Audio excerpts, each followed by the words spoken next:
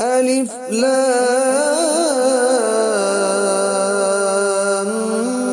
ميم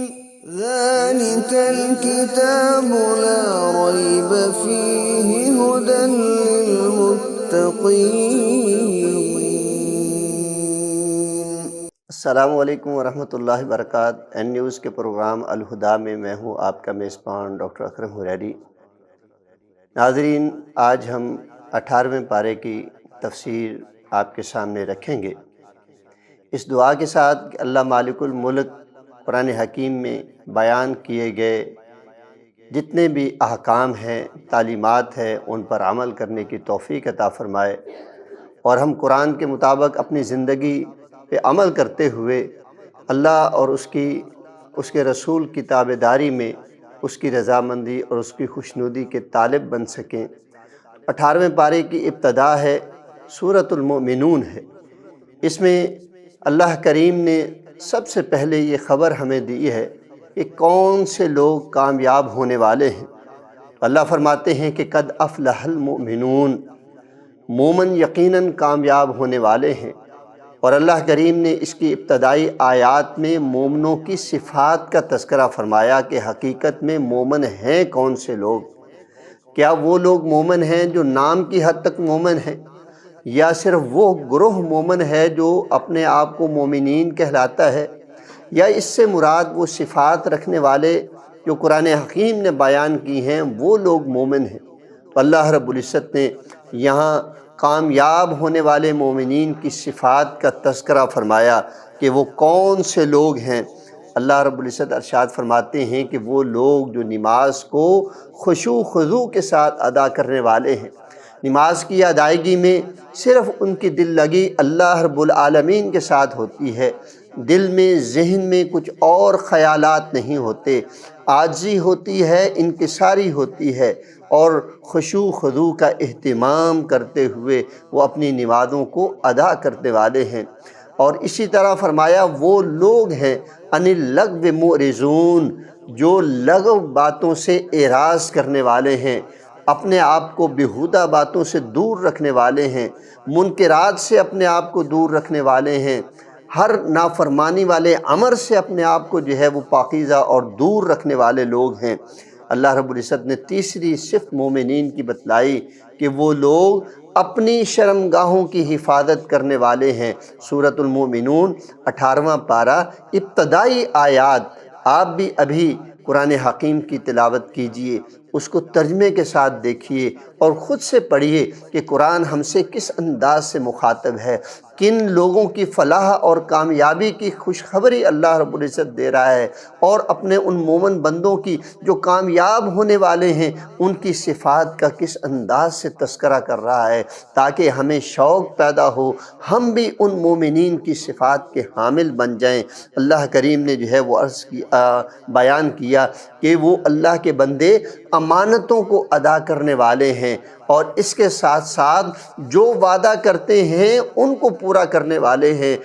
میں یہاں پہ آیات جو ہے وہ نہیں پڑھ رہا، اس لیے کہ آپ اس کو جب خود پڑھیں گے تو یقیناً آپ لوگوں کو جو ہے وہ سمجھ بھی آئے گی، شوق بھی پیدا ہوگا، اور عمل کرنے کی طرف، ان صفات کو اپنانے کی طرف جو ہے وہ دل جمی بھی جو ہے وہ پیدا ہوگی۔ اسی طرح اللہ رب العزت نے ابتدا جو کی ہے وہ نمازوں سے، کہ نمازوں کو خشوع و خضوع سے پڑھنے والے ہیں، تو یہاں تک ان کی صفات کا تذکر کرنے کے بعد جو ہے پھر وہ فرمایا کہ اللہ کے وہ مومن بندے اپنی نمازوں کی حفاظت کرنے والے ہیں۔ فرمایا کہ یہی لوگ اولئک هم الوارثون، فرمایا کہ یہ وارث بننے والے ہیں کس چیز کے؟ الذین یرثون الفردوس، فرمایا کہ یہ فردوس کے وارث بننے والے ہیں، جنت الفردوس، جنتوں میں سب سے اعلیٰ اور عرفہ جنت وہ جنت الفردوس ہے۔ رسول مکرم صلی اللہ علیہ وسلم کا فرمان بھی ہے کہ آپ جب بھی اللہ سے سوال کریں تو اللہ سے جنت الفردوس کا جو ہے وہ سوال کیا کریں۔ تو یہ وہ جنت ہے، جنتوں کی سردار، سب سے اعلیٰ اور بالا جو ہے وہ جنت۔ اللہ فرماتے ہیں کہ یہ کامیاب ہونے والے لوگ اللہ ان کو صحیح معنوں میں وارث بنائے گا اس جنت کا جو اللہ رب العزت نے اپنے صالحین کے لیے جو ہے وہ بنا کر کے رکھی ہے۔ فرمایا ہم فیہا خالدون، وہ اس میں داخل ہوں گے، ہمیشہ ہمیشہ رہیں گے، وہیں پہ ان کا مقام ہوگا، کیونکہ جنت ہے اتنی پیاری جگہ کہ انسان جو خواہش کرے گا اللہ وہی ان کو جو ہے وہ نوازیں گے، عطا کریں گے۔ وَلَكُمْ فِيهَا مَا تَشْتَهِي أَنفُسُكُمْ وَلَكُمْ فِيهَا مَا تَدَّعُونَ۔ اللہ رب العزت جنت میں مومنوں کی ہر خواہش کو پورا کرنے والے ہیں، جو ان کی زبانوں پہ آئے، جو ان کے ابھی نفس کے اندر ہو، جو ان کے ابھی سینے کے اندر محفوظ ہے، وہ خواہش اللہ وہ بھی اپنے بندوں کی جو ہے وہ پوری کرے گا۔ جنت ہے اتنی پیاری جگہ جہاں پہ ہم مومن بندے انشاءاللہ اللہ کے مہمان ہوں گے، اور ہمارا میزبان وہ ہوگا جس نے مجھے آپ سب کو، پوری کائنات کو، اس کے اندر کروڑہا مخلوقات کو اللہ رب العزت نے پیدا کیا، وہ رب ہمارا میزبان ہوگا۔ لہذا یہ مومنوں کی حقیقی معنوں میں صفات ہے۔ اپنے آپ کو مسلم مومن تو بہت سے لوگ کہتے ہیں، کیا ان صفات کے حامل لوگ بھی جو ہے وہ مومن ہیں؟ اگر وہ ایسی صفات کے حامل مومنین ہیں تو ان کے لیے خوشخبری ہے کہ اللہ انہیں جنتوں میں مقام اعلیٰ اور عرفہ جو ہے وہ دینے والے ہیں۔ تو یہاں پہ اللہ رب العزت نے جو ہے جو تذکرہ فرمایا اپنے مومنین بندوں کا، اور اس کے ساتھ جو ہے وہ اللہ کریم جو ہے وہ ذکر ارشاد فرماتے ہیں ان لوگوں کا جو کافر ہیں اور اللہ کی ملاقات کا وہ انکار کرنے والے افراد ہیں، اور وہ افراد جو معاشرے میں کھاتے پیتے افراد ہیں۔ قرآن حکیم نے یہ لفظ قال الملأ الملأ الملأ کئی مقامات پر ذکر کیا ہے کہ جو معاشرے کے کھاتے پیتے مال و ثروت والے دولت والے مال والے افراد ہوتے ہیں نا، ان کے اندر نخوت ہوتی ہے، بات ان کو سمجھ نہیں آتی، ان کے لیول کا بندہ ان سے گفتگو کرے تو شاید کوئی بات سن لیتے ہیں، وگرنہ ہر وقت مذاق، ہر وقت جو ہے وہ ٹھٹا اور اس طرح کی جو ہے وہ چیزیں اپنی زبان پہ جو ہے وہ لاتے رہتے ہیں۔ تو یہاں بھی اللہ رب العزت نے ارشاد فرمایا کہ قال الملأ قومہ من قومہ الذین کفروا، فرمایا کہ کافر لوگ، انکار کرنے والے لوگ، ان کے سرداروں نے کہا، ان کے بڑوں نے کہا وَقَذَّبُوا بِلِقَاءِ الْآخِرَةِ، اور انہوں نے اللہ کی ملاقات کا انکار کر دیا کہ کوئی اللہ سے ملاقات نہیں ہونے والی۔ اور اللہ رب العزت نے یہاں پہ پھر ان ملاؤں کی طرف جو ہے وہ اشارہ کرتے ہوئے فرمایا وَأَتْرَفْنَاهُمْ فِي الْحَيَاةِ الدُّنْيَا، فرمایا کہ یہ جو لوگ ہیں نا، اللہ رب العزت نے ان کو معاشرے میں بلند و بالا مقام سے جو ہے وہ نوازا ہوا تھا، ہر چیز ان کے پاس وافر مقدار میں، ہر ایک چیز سے فیسیلیٹیٹری افراد، خاندان، فرمایا ان کی زبانوں سے کلمہ شکر نکلنا چاہیے تھا، مگر کیا ہے کہ وہ کہہ رہے ہیں کہ نہیں کوئی بھی ملاقات نہیں ہونے والی، اے جہان مٹھا تے اگلا کس ڈٹھا، یعنی یہ تھوڑی سی زندگی ہے، کھیل کود تماشے میں گزار لی جائے، آگے کس نے دیکھی ہے؟ یہ مختصر سی زندگی، اس میں اپنے آپ کو مصائب میں ڈالے رکھیں ایک اگلی کی امید میں، جس طرح کہ آج لوگ تانے دیتے ہیں اللہ اکبر کہ کوئی اگر باحیا بن جائے تو کہتے ہیں یہ تو حوروں کے لالچ میں ہے، یہاں پہ اگر کوئی اللہ کا تابعدار بن جائے تو کہتا ہے کہ اپنی دنیا کو خراب کر رہا ہے، اس جنت کے لیے پتہ نہیں ملنی ہے کہ نہیں ملنی۔ نعوذ باللہ، یہ باتیں ان افراد کی ہیں جو اللہ رب العزت کے نزدیک انکار کرنے والے،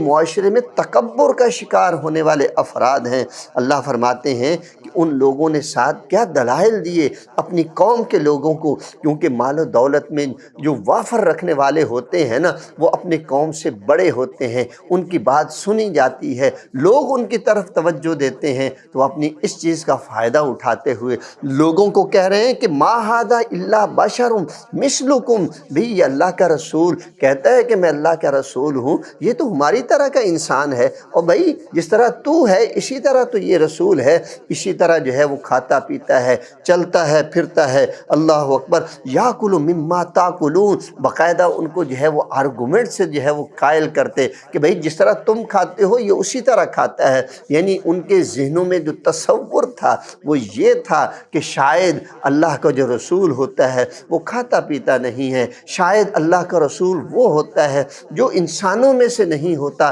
یا شاید کوئی وہ الگ سی مخلوق ہوتی ہے، ان کا کوئی الگ سے حلیہ ہوتا ہے۔ اللہ اکبر کبیرہ۔ حالانکہ اللہ کے قرآن نے تو بار بار یہ تذکرے فرمائے کہ رسول انہی کی قوم سے ہوتا تھا، رسول انہی کا علاقوں کا رہنے والا ہوتا تھا، کسی کا بیٹا، کسی کا بھائی، کسی کا باپ ہوتا تھا، ہم میں سے ہی ہوتا تھا۔ قل انما انا بشر مثلکم یوحی الی انما، یہ سورہ کہف کی آیات ہے۔ اس کے علاوہ کئی مقامات پر مالک مختار نے یہ بات جو ہے وہ بیان کی ہے کہ رسول انہی کی قوم سے ہوا کرتا تھا، اور وہ اپنی قوم کے لوگوں کو کہتے ہیں کہ یاکل مما تاکلون، فرمایا کہ وہ جو تم کھاتے ہو وہی تو وہ کھاتا ہے، وَيَشْرُبُ مما تشربون، فرمایا کہ جو تم پیتے ہو وہی کچھ وہ پیتا ہے۔ تو پھر وہ رسول کیسے ہو گیا؟ وہ پھر اللہ کا بندہ کیسے ہو گیا؟ جس پر وحی نازل ہوتی ہے وہ نبی کیسے ہو گیا؟ وہ الگ تھلگ سے کیسے ہو گیا؟ تو اس طرح کے وہ اپنی زبانوں سے کلمات جو ہے وہ جاری کرتے تھے۔ اللہ اکبر، اللہ اکبر۔ وَلَئِنْ أَتَاتُمْ بَشَرًا مِثْلُكُمْ إِنَّكُمْ إِذًا لَخَاسِرُونَ۔ اور بھائی اپنے جیسے بندے کی جو آپ کی طرح کھاتا پیتا ہے، چلتا پھرتا ہے، اگر تم نے ان کی پیروی کر لی تو تم سے بڑے کوئی جاہل نہیں ہوں گے، تم سے بڑے جو ہے وہ کوئی وہ مختلف الفاظ کے ساتھ ان کو یہاں پہ خسارے کا، کہ اس سے زیادہ جو ہے وہ خسارے پانے والے جو ہے وہ افراد نہیں ہو سکتے، کہ اپنے جیسے فرد کی جو ہے وہ تم جو ہے وہ اطاعت و فرما برداری کرنے لگ جاؤ، تو یہ کیسی عقل مندی ہے؟ یعنی ان کے ہاں کیسا جو ہے انہوں نے اپنے بڑے پن کا جو ہے وہ فائدہ اٹھایا اور قوم کے لوگوں کو ڈرایا، دھمکایا، ان کو قائل کیا کہ وہ وقت کے پیغمبر کی اطاعت نہ کریں، ان کی فرما برداری نہ کریں۔ اللہ رب العزت نے یہاں پہ یہ مثال جو ہے وہ بیان فرمائی، اور ان لوگوں کی باتوں کو بھی جو ہے وہ بیان کیا۔ اللہ اکبر کبیرہ۔ تو یہاں ہمیں معلوم ہوتا ہے کہ اللہ کے دین کو اپنانے والے، اللہ کے قرآن کی بات سننے والے، وقت کے پیغمبر کی پکار پر لبیک کہنے والے عموماً وہ افراد ہوتے ہیں، اللہ اکبر، جو معاشرے کے عام افراد ہوتے ہیں، کیونکہ وہ نجات سمجھتے ہوئے وقت کے پیغمبر کی اطاعت و فرما برداری جو ہے وہ کرنے والے ہوتے ہیں۔ تو یہاں پہ اللہ رب العزت نے آگے جو ہے جو بات بیان فرمائی کہ اَیَعِدُکُمْ إِنَّکُمْ إِذَا مِتْتُمْ وَكُنْتُمْ تُرَابًا، وہ تم سے وعدے کرتا ہے، وہ تمہیں خوشخبریاں دیتا ہے، تمہیں بتلاتا ہے، خبریں دیتا ہے کہ تم جو ہے وہ مردہ ہو جاؤ گے، اور تمہارا جسم جو ہے وہ مٹی مٹی ہو جائے گا، کنتم ترابا، مٹی مٹی ہو جائے گا، وَإِذَامًا، اور صرف ہڈیاں باقی رہ جائیں گی، بھئی مر جاؤ گے۔ اتنے پیارے ہمارے جسم، اتنی ظاہری نخوت، جمال، یہ مٹی بن جائے گا، عجیب ہے، اور پھر جو ہے وہ ہم اٹھائے جائیں گے، انکم مخرجون۔ اور بھئی تم خود بتلاؤ کہ جو جسم مٹی بن جائے گا، صرف ہڈیاں باقی رہ جائیں گی،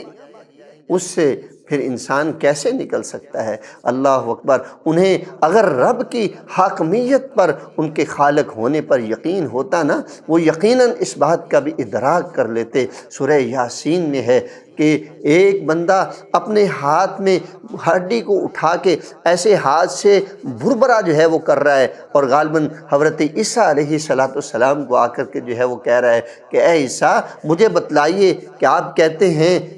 آپ کے اوپر نازل ہونے والی تعلیمات کہتی ہیں کہ بندہ جو ہے وہ دوبارہ اٹھایا جائے گا، تو یہ ہڈی جس کو ہاتھ لگائیں تو یہ بھرنا شروع ہو جاتی ہے۔ اللہ اکبر۔ مَن یحیی العظام وہی رمیم، وہ کون اس کو دوبارہ بنا سکتا ہے؟ یہ تو بھربری سی ہڈی ہے۔ اللہ نے فرمایا کہ آپ انہیں کہہ دیجئے قل یحیی الذی انشأ اول مرہ، کہ انہیں کہیے کہ اس کو وہی رب دوبارہ بنائے گا جس نے اس کو پہلی مرتبہ تخلیق کیا تھا، اور پہلے تو کچھ بھی نہیں تھا، پانی کی ایک بوند سے، اللہ فرماتے اس سے پہلے بھی مٹی تھا، پانی کی ایک بوند سے اتنا بڑا انسان سامنے آ گیا۔ تو اگر ہڈی ہے تو ہڈی سے میرے رب کو بنانا جو ہے وہ کیا مشکل ہے۔ اللہ رب العزت نے قرآن حکیم میں باقاعدہ مثالیں جو ہے وہ بیان فرمائی ہیں مردوں کو زندہ کرنے کی۔ ہاں جی، آپ دیکھ لیں سورہ بقرہ پڑھتے ہیں تو کیسے جو ہے وہ مردہ انسان زندہ ہو کر کے کہتا ہے کہ میرا قاتل فلاں ہے۔ حضرت عزیر علیہ السلام 100 سال تک جو ہے وہ پڑے رہے، ان کا گدھا وہ بھی جو ہے وہ ان کی ہڈیاں باقی رہ گئیں، ان کا کھانا بھی ان کے ساتھ تھا۔ ہاں جی، جب 100 سال کے بعد بیدار ہوئے، قرآن حکیم فرماتا ہے کہ وہ کھانا لم یتسنہ، ہاں جی، اس کے اندر ذرہ بھی بدبو پیدا نہیں ہوئی تھی، اور ان کا جو ہے وہ گدھا، اللہ فرماتا ہے کیف ننشزھا، ہاں جی، کیسے ہم نے اس کی ہڈیوں کے اوپر گوشت چڑھایا حضرت عزیر علیہ السلام کے سامنے، تو اللہ کیسے جو ہے وہ زندہ کر دیتا ہے۔ جناب ابراہیم علیہ السلام کی مثال کہ اللہ سے سوال کرتے ہیں کہ اے اللہ تو مردوں کو زندہ کیسے کرے گا؟ اللہ فرماتے ہیں کیا تجھے یقین نہیں؟ کہا یقین ہے، ولیکن لیطمئن قلبی، اے اللہ میں تو صرف اطمینان قلب چاہتا ہوں۔ اللہ نے پھر کیا فرمایا کہ 4 پرندے لو، ان کو اپنے ساتھ مانوس کرو، پھر ان کا جو ہے وہ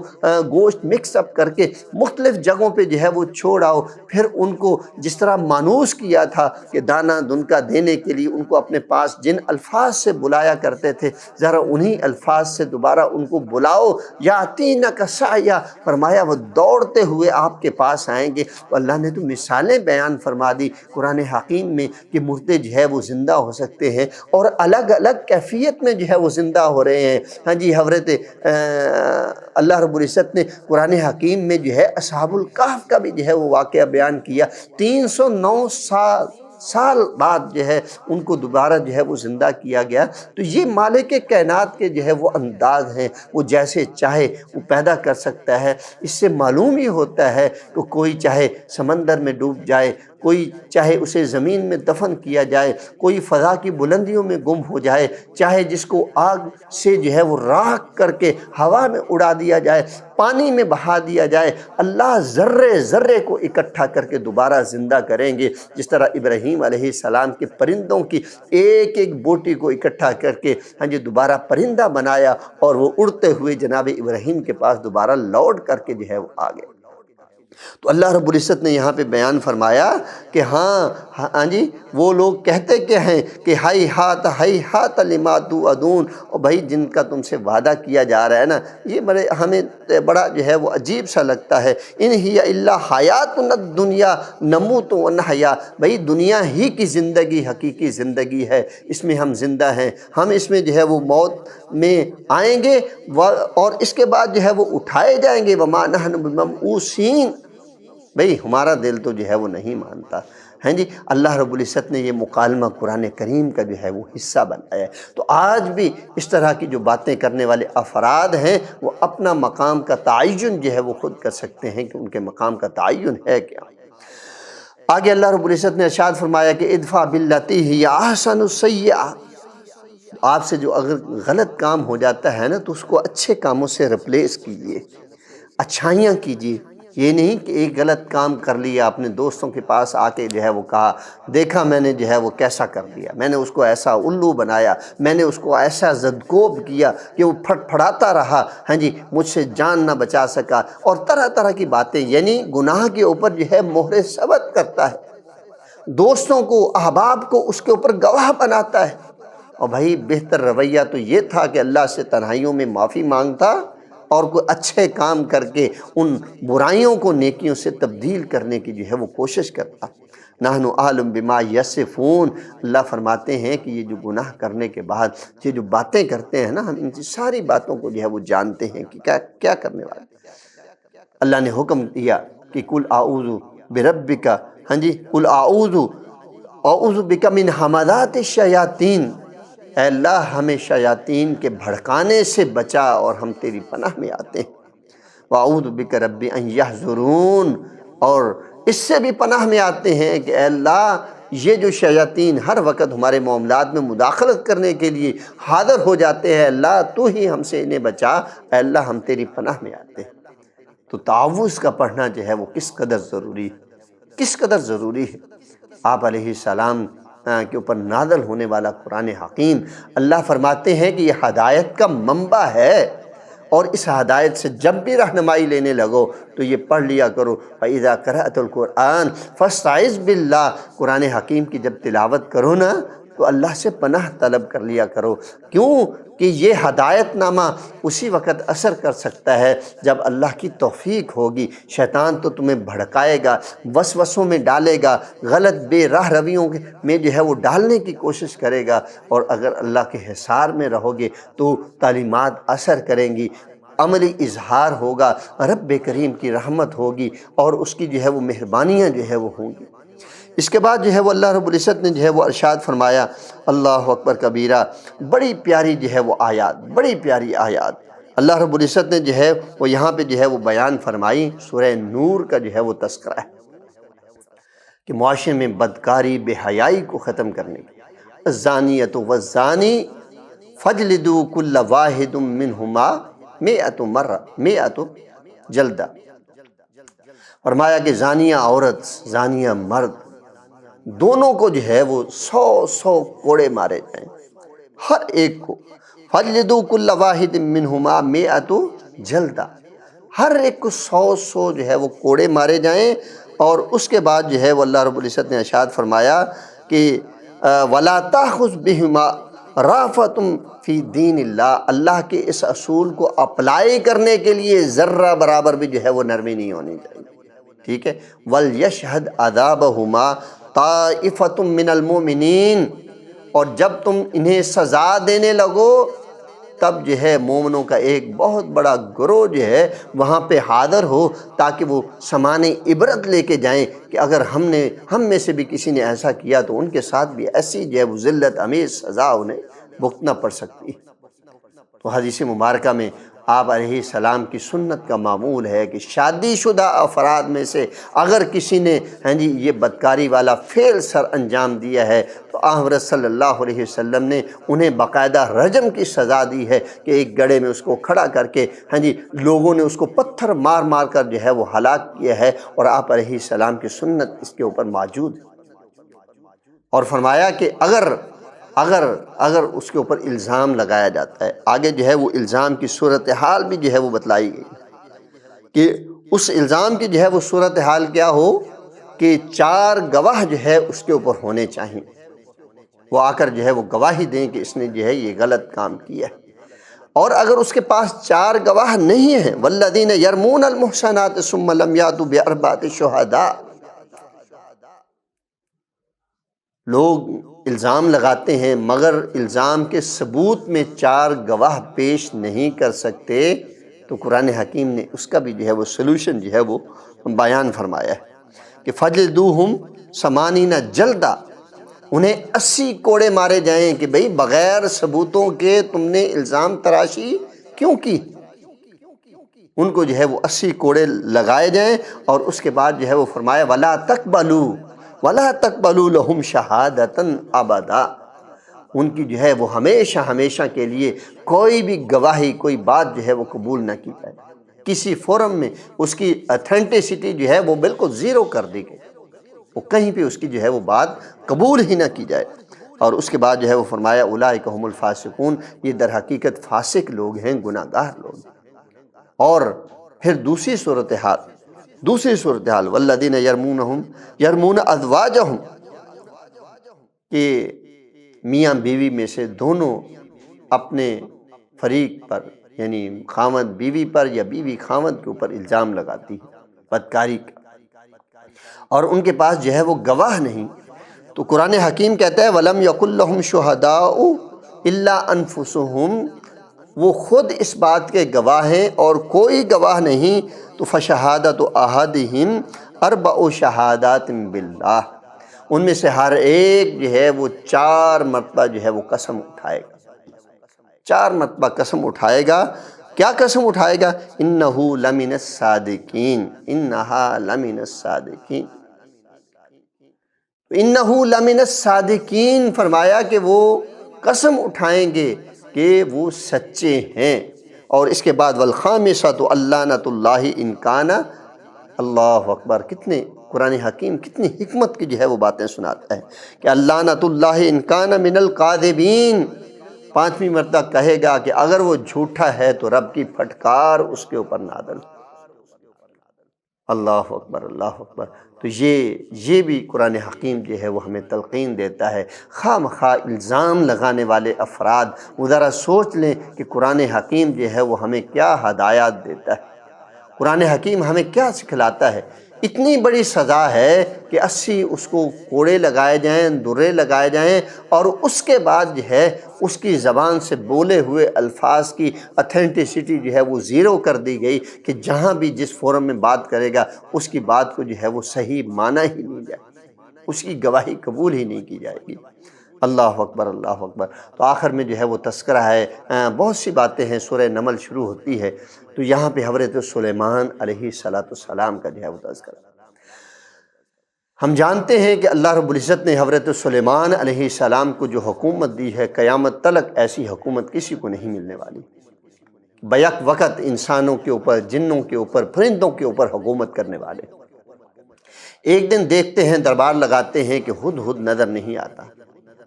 تو کہتے ہیں کہ کیا خیال ہے ہدہد جو ہے وہ کہاں ہے، کہیں وہ غیر حاضر تو نہیں؟ کہتے ہیں کہ اگر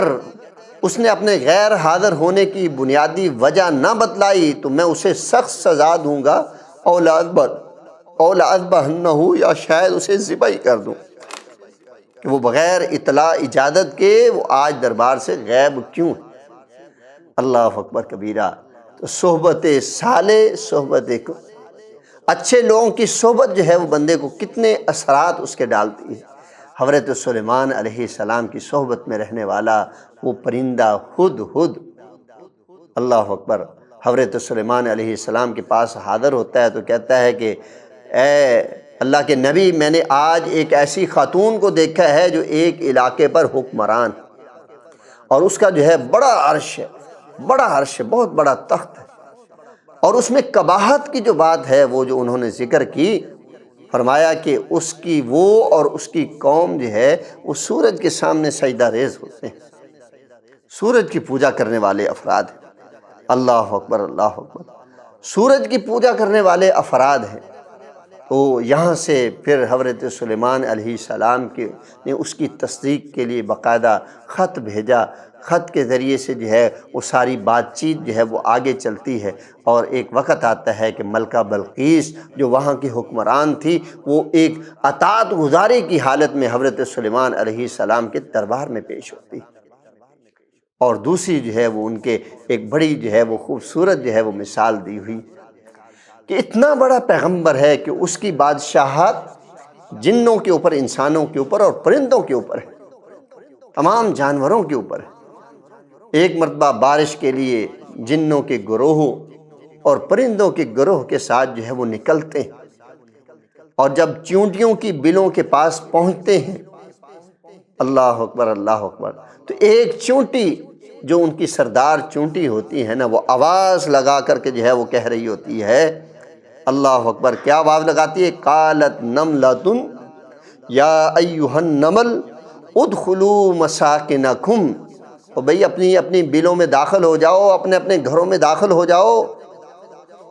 لا یحطمنکم سلیمان وجنودہ، کہ کہیں سلیمان اور ان کا لشکر تمہیں پیس کر نہ رکھ دیں، تمہیں ہاں جی پھسل اپنا مسلا کر جو ہے وہ نہ رکھ دیں۔ اللہ اکبر، اللہ اکبر۔ اس کا مطلب ہے چونٹیاں بھی جو ہے وہ کتنی سمجھدار ہوتی ہیں۔ تو سلیمان علیہ السلام کا لشکر آ رہا ہے اور وہ جو ہے اپنی چونٹیوں کو آگاہ کر رہی ہے کہ اپنی اپنی بلوں میں داخل ہو جائیے، کہیں سلیمان علیہ السلام اور ان کا لشکر تمہیں جو ہے وہ مسلا کے جو ہے وہ نہ رکھ دیں، وَهُمْ لَا يَشْعُرُونَ، اور انہیں پتہ بھی نہیں چلے کہ چھوٹی چھوٹی مخلوق کو جو ہے وہ مسل کے گئے۔ اللہ اکبر، اللہ اکبر۔ چونٹی کی یہ آواز جناب سلیمان علیہ السلام نے سنی تو فَتَبَسَّمَ ضَاحِكًا مِّن قَوْلِهَا، اس چونٹی کی آواز سن کر کے مسکرانے لگے، اللہ اکبر، اور اس کے بعد جو ہے وہ دعا کی، رب اوزعنی ان اشکر نعمتک التی انعمت علی وعلی والدی، اللہ اکبر، کتنی پیاری جو ہے وہ دعا ہے۔ اے اللہ میں تیرا شکر گزار ہوں اس بات پر تیرا شکر گزار ہوں کہ تو نے مجھے جو ہے تو نے بہت ساری نعمتوں سے تو نے مجھے نوازا ہوا ہے۔ تو یہ سورہ نمل کا معنی جو ہے وہ چونٹی ہے، اور اللہ رب العزت نے چونٹی کی اداؤں کو دیکھتے ہوئے اس کا نام جو ہے وہ نمل رکھ دیا۔ تو سلیمان علیہ السلام اور نمل، ان دونوں کا جو ہے یہ باتیں جو ہے وہ غور سے سننے اور سنانے والی۔ اللہ سے دعا کرتے ہیں کہ اللہ رب العزت ہمیں عمل کی توفیق عطا فرمائے، قرآن کو سمجھنے اور اس کے بعد اس کو اپنی زندگی پر اپلائی کرنے کی توفیق عطا فرمائے۔ اللہ کریم اس قرآن کو ہمارے غموں سے نجات کا ذریعہ بنائے، ہمارے لیے شرح صدر بنائے۔ اللہ رب العزت اس کے ذریعے سے ہمیں بصیرت عطا فرمائے، اللہ رب العزت اس کے ذریعے سے ہمیں عزت و عظمت عطا فرمائے، اور یقیناً اللہ عزت و عظمت عطا فرمانے والا ہے۔ حضرت عمر رضی اللہ تعالی عنہ کہا کرتے تھے کہ اللہ نے ہمیں اسلام کے ذریعے سے عزت عطا فرمائی، اب اسلام کے علاوہ کسی اور ذریعے سے عزت تلاش کریں گے تو ہم ذلیل و خوار ہو جائیں گے۔ آج کے پروگرام کا وقت ختم ہوا جاتا ہے، انشاءاللہ اگلے پروگرام کے ساتھ آپ کی خدمت میں دوبارہ حاضر ہوں گے۔ تب تک کے لیے اپنے میزبان ڈاکٹر اکرم حریری کو اجازت دیجیے۔ السلام علیکم ورحمۃ اللہ وبرکاتہ۔